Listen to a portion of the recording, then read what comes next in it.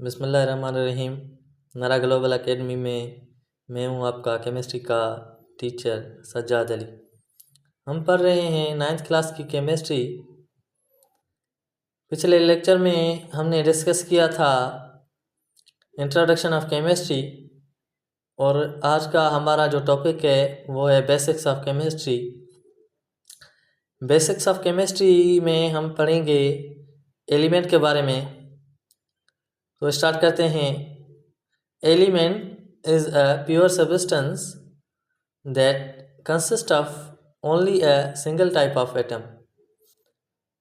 जो आंसर होता है वो खालिस सब्सटेंस होता है that consist of only a single type of atom, जो कि एक अकेले किस्म की एटम पर मुश्तमिल होता है। That can not be broken, ये कभी टूट नहीं सकता।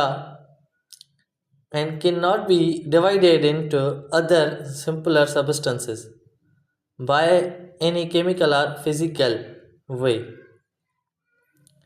इसको ना ही तकसीम किया जा सकता है केमिकली या फिजिकल तरीके से। All elements are included in periodic table. ये जो सब एलिमेंट्स होते हैं वो पीरियोडिक टेबल में मौजूद होते हैं, जैसा कि है कार्बन है, हाइड्रोजन है, पोटाशियम है, हीलियम है।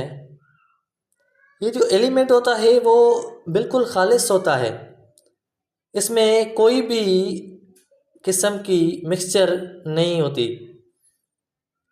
तो स्टार्ट करते हैं एटम के बारे में। Atom, an atom is the smallest unit of matter. जो एटम होता है वो एक बारीक यूनिट होता है मादे का। That can not be broken, ये कभी टूट नहीं सकता। That can not be broken down chemically, ये कभी केमिकली टूट नहीं सकता। विदाउट लूजिंग इट्स प्रॉपर्टीज,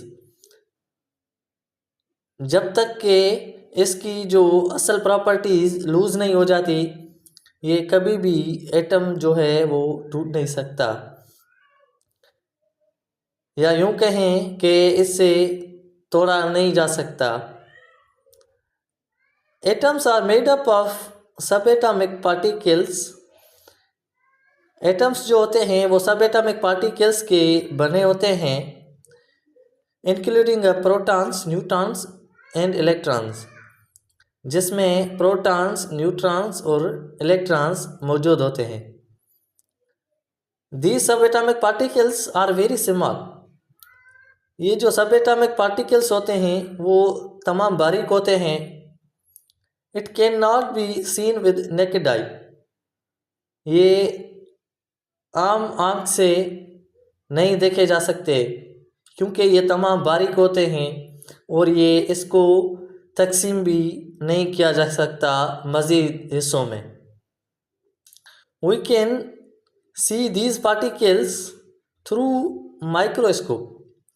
हम इसको, ये जो सब एटॉमिक पार्टिकल्स हैं, इसको माइक्रोस्कोप के ज़रिए देख सकते हैं, वरना ये पॉसिबल ही नहीं है कि हम आम आँख से, अपनी आँख से इसको देख सकें। Mass of atom is also consist central part.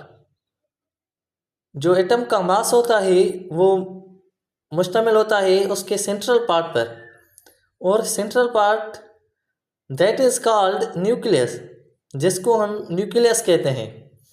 Where proton and electron, proton and neutron is present, जहाँ पर प्रोटॉन और न्यूट्रॉन मौजूद होते हैं।